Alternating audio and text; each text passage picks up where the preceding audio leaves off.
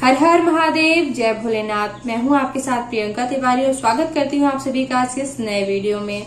देखिए, सावन सोमवार व्रतों के बारे में थोड़ी थोड़ी जानकारी सभी की होती है। हम सभी जो है सामान्य तौर पर व्रत कर लेते हैं, लेकिन छोटी छोटी गलतियां ऐसी कर देते हैं जिनसे हमें व्रतों का आधा ही फल प्राप्त होता है। ठीक है, कुछ ऐसी बातें हैं जिन्हें मैं स्वयं ही नहीं जानती थी बहुत साल पहले, लेकिन जैसे जैसे मैं ग्रंथों का पाठ कर रही हूँ, आप सभी के लिए जानकारियां जुटा रही हूँ, तो ग्रंथों में मुझे बहुत सी ऐसी महत्वपूर्ण जानकारियां मिली हैं जिनको आपको जरूर करना चाहिए। कोई भी व्रत केवल भूखे रहने से पूरा नहीं हो पाता है। तो और ये जो जानकारी देने जा रही हूँ पूरे YouTube में आपको किसी ने नहीं दी होगी, क्योंकि सामान्य तौर पर बिल्कुल जो सभी लोग जानते हैं वही सभी बता देते हैं। तो चलिए शुरू करते हैं सावन व्रत विधि की संपूर्ण जानकारी। तो स्कंद पुराण के अनुसार यानी श्रावण महात्म्य में ऐसा वर्णन मिलता है कि सावन सोमवार का व्रत कर लेने से हमें संपूर्ण वर्ष के सोमवार व्रतों को करने का फल प्राप्त होता है। अगर आप महादेव के भक्त हैं और चाहते हैं सोमवार व्रत करना चाहते हैं, किसी कारणवश सोमवार व्रत आप नहीं कर पा रहे हैं, तो आप केवल सावन के सोमवारों का व्रत कीजिए। अगर आप भले ही ऑफिस वगैरह जा रहे हैं, थोड़ा सा टाइम आप अगर निकाल लेते हैं, देखिए सुबह जरूरी नहीं है, ये सोमवार ऐसा व्रत होता है महादेव का कि इसमें आप शाम के समय प्रदोष काल में भी पूजा कर सकते हैं, संपूर्ण फल की प्राप्ति होती है। क्योंकि प्रदोष काल जो होता है वो भगवान भोलेनाथ का अत्यंत प्रिय समय होता है। ठीक है, उनका मतलब एक शुभ मुहूर्त समझ लीजिए प्रदोष काल, जो कि शाम के समय होता है, दिन डूबने के बाद, सूर्यास्त के बाद होता है। ठीक है, तो जो लोग ऑफिस जाते हैं वो भी भगवान भोलेनाथ की पूजा, अभिषेक सब कुछ कर सकते हैं। ठीक है, तो ये आप लाभ उठा सकते हैं। संपूर्ण वर्षों के सोमवार व्रतों का फल मिलता है अगर आप केवल सावन सोमवार का व्रत कर लेते हैं। ठीक है, तो कैसे करना है, देखिए सबसे पहले महत्वपूर्ण बात होती है किसी भी व्रत को करने के लिए उसका संकल्प। जैसा आपका संकल्प होता है, क्योंकि ऐसा ग्रंथों का कथन है कि बिना संकल्प के की गई पूजा का हमें आधा ही फल प्राप्त होता है। तो कभी भी बिना संकल्प के कोई पूजा नहीं करनी चाहिए। ठीक है, देखिए अगर आप भक्ति भाव में हैं, भक्त अलग ही होता है। भक्त को ये मतलब नहीं होता है कि कोई हमें फल मिलेगा इस पूजा का या नहीं मिलेगा, क्योंकि ऐसा मतलब पढ़ने में मिलता है कि कोई ऋषि जो है वो रामचरितमानस का पाठ करते थे। तो एक दिन भगवान जी उनके सामने प्रकट हो गए और बोले कि तू क्या समझता है कि तू रामचरितमानस का पाठ रोज करता है तो मैं तेरे से प्रसन्न हो जाऊंगा। तो भक्त उठकर नाचने लगा। उसने कहा कि मुझे इससे मतलब नहीं है कि फल मिलेगा या नहीं मिलेगा, लेकिन मुझे इतनी प्रसन्नता इसलिए हुई है कि कम से कम आपने मेरा पाठ सुना। तो फल की कौन सोचता है, आपने मेरे पाठ करने को सुना तो कि मैं आपका मतलब रामचरितमानस का पाठ कर रहा हूँ, मेरे लिए इतना ही बहुत है। तो भक्त की भावना एक अलग होती है, लेकिन हम गृहस्थ जीवन में किसी भी मनोकामना की पूर्ति के लिए ही व्रत करते हैं। और संकल्प भी दो प्रकार का होता है, सकाम या निष्काम आप ले सकते हैं।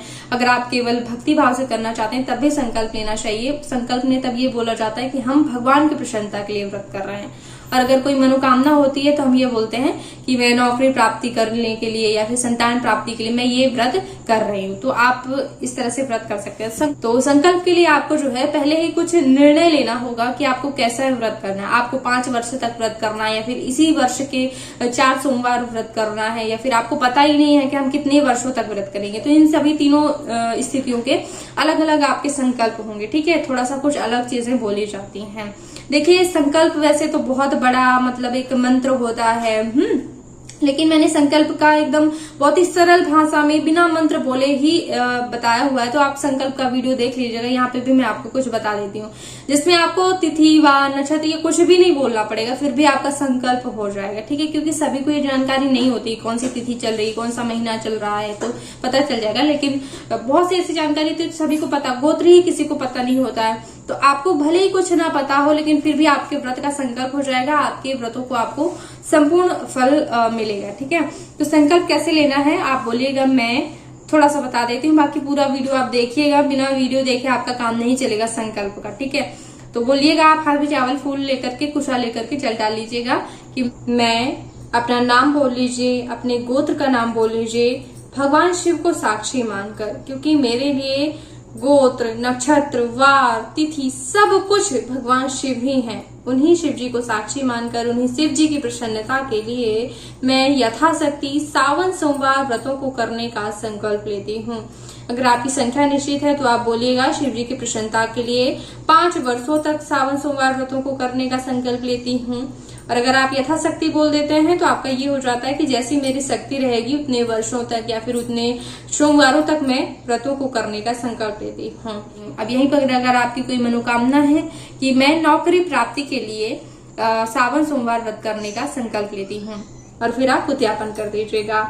देखिए, उद्यापन करने का भी संकल्प होता है, बिना संकल्प के जो है उद्यापन की भी पूर्णता नहीं होती है। जब भी आप उद्यापन करते हैं उसमें भी आप अपना नाम बोलकर, अपने गोत्र का नाम बोलकर, शिव जी को साक्षी मानकर, क्योंकि मैं उन्हीं को तिथिवार नक्षत्र मानती हूँ, सब कुछ मानती हूँ, तो उन्हीं की प्रसन्नता के लिए जो मैंने सावन सोमवार के व्रत किए थे उन्हीं की संपूर्णता के लिए आज सावन सोमवार व्रत उद्यापन करने का संकल्प लेती हूँ। ऐसा बोलकर आप संकल्प रखिएगा। देखिए, संकल्प की रखने की भी ये विधि होती है। देखिए, संकल्प का जो मैंने पूरा वीडियो बनाया है उसको प्लीज देख लीजिएगा, क्योंकि उसमें मैंने एक एक विस्तृत रूप से जानकारी दी। उसमें मैंने लिख के बताया है कि कैसे संकल्प बोलना है, सब कुछ बताया। तो उस वीडियो को अगर आप नहीं देखेंगे तो हो सकता है कि आप कुछ चीजें भूल जाएं करने के लिए, तो उस वीडियो को जरूरी होगा आपके लिए देखना। तो एक बार चैनल पे आके देख लीजिएगा, आई बटन में आपको मिल जाएगा या फिर आपको इसी वीडियो के लास्ट में इंड स्क्रीन में मिल जाएगा। उद्यापन में क्या विशेष होता है? उद्यापन में केवल एक चीज विशेष होती है, हवन। और हवन विशेष होता है किसी भी उद्यापन में, और ब्राह्मण भोजन और दान दक्षिणा, ठीक है, ये सब विशेष होता है। विशेषकर हवन बहुत ज्यादा जरूरी होता है। अन्य दिनों से थोड़ा ज्यादा अभिषेक किया जाता है, थोड़ी ज्यादा बड़ी बड़ी पूजाएं की जाती हैं, और जैसे कि खीर की आहुति आप दे सकते हैं। तो ये आपको व्रत के लास्ट में, जिस दिन भी, जैसे कि आप 3 सावन सोमवार व्रत करें, 4 सोमवार हैं अगर किसी सावन में, तो चौथे सोमवार आप जो है हवन करेंगे और एक ब्राह्मण के लिए सूखा अनाज दान करेंगे। जो भी आपके पास है वो आप दान करेंगे, अनाज, ठीक है।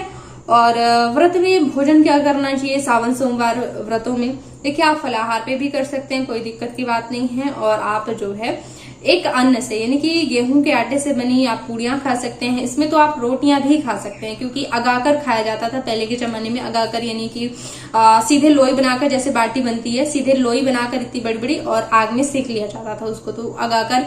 और मोटी मोटी रोटियां सीधे आग में डाल दी जाती थी, मतलब अंगारों पर उनको सेक के खाया जाता था। तो घी लगा के, गाय का शुद्ध देशी घी, ये आप खा सकते हैं गुड़ के साथ, या फिर आप पूड़ियां बना सकते हैं गुड़ के साथ खा सकते हैं। तो एक अनाज आप खा सकते हैं।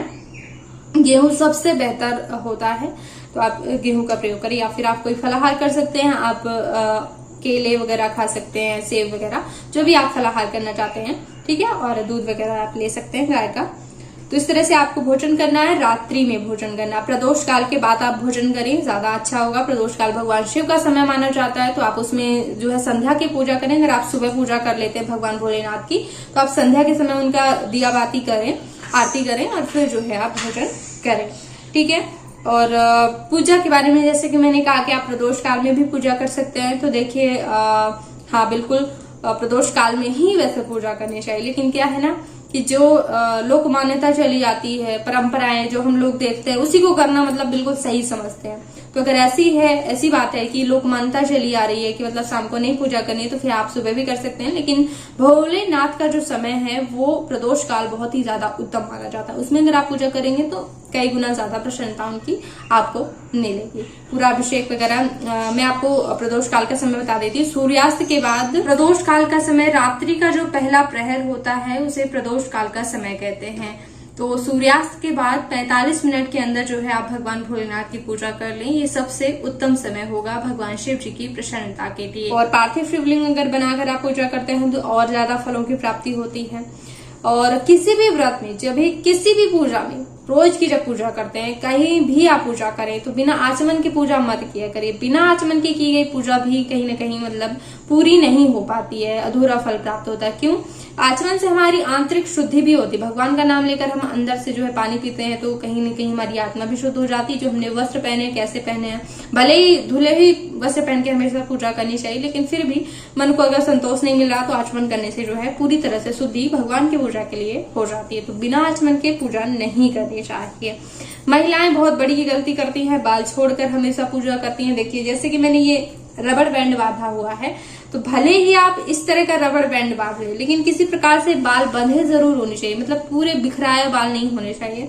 जैसे कि द्रौपदी जी के बिखरे हुए थे। तो मतलब वो जब मतलब एक बुरा समय था, बुरा समय वो मतलब चाहती थी कि युद्ध हो, उसके लिए उन्होंने बाल खोल के रखे थे। तो बाल खोलना कभी भी शुभ नहीं माना जाता है। बालों से पानी नहीं टपकना चाहिए। आप बाल धोकर पूजा कर सकती हैं, लेकिन बालों से पानी नहीं टपकना चाहिए। बिल्कुल सुखा करके बाल में आप जूड़ा बना ले फिर पूजा करें। मंदिर जाती हैं, मैंने बहुत देखा है लोग बाल खोलकर पूजा करते हैं, ये सही नहीं है। बाल खोलकर शुभ ही नहीं माना जाता है। पूजा करना या फिर कोई भी काम करना शुभ नहीं माना जाता। किसी भी काम शुभ काम में जो है आप बाल खोलकर ना सम्मिलित हो, ठीक है। और जब भी आप पूजा करें भगवान भोलेनाथ की तो बेल पत्र जरूर चढ़ाएं, शमी पत्र जरूर चढ़ाएं। जैसे कि विष्णु जी को तुलसी पत्र बहुत ज्यादा प्रिय होता है ना, तो उसी तरह से भगवान भोलेनाथ को बेलपत्र अत्यंत प्रिय होता है। उनके भोग में आप बेलपत्र भी रख सकते हैं, जैसे कि हम तुलसी पत्र भगवान विष्णु के भोग में रखते हैं, ठीक है। तो ये कुछ नियम है। अगर आप मासिक धर्म से होती हैं महिलाएं तो फिर वो पूजा नहीं करेंगी, केवल व्रत करेंगी, भूखे रहेंगी, ठीक है। कभी भी पीरियड में व्रत छोड़ा नहीं जाता है, भूखे रहा जाता है। कोई और अन्य पूजा कर लेता है तो अच्छी बात है, नहीं भी करता है तो आपको पूरे फलों की प्राप्ति होगी। आप मानसिक जप में रहें। काफी अध्ययन के बाद जो है ये मैं वीडियो लेके आई हूँ। तो पूजा भी देख लीजिएगा, मैंने षोडशोपचार विधि से पूजा विधि दिखाई है, पार्थिव शिवलिंग बना के दिखाया है, या फिर आपके घर में है शिवलिंग तो उसमें अलग से बताया। बहुत सी विधियां बताई हुई है, तो एक एक विधि और संकल्प का अलग वीडियो है। तो सभी वीडियो देखने के लिए एक बार चैनल पे जरूर आइएगा। और इस वीडियो को देखने के लिए बहुत बहुत धन्यवाद। ओम नमः शिवाय।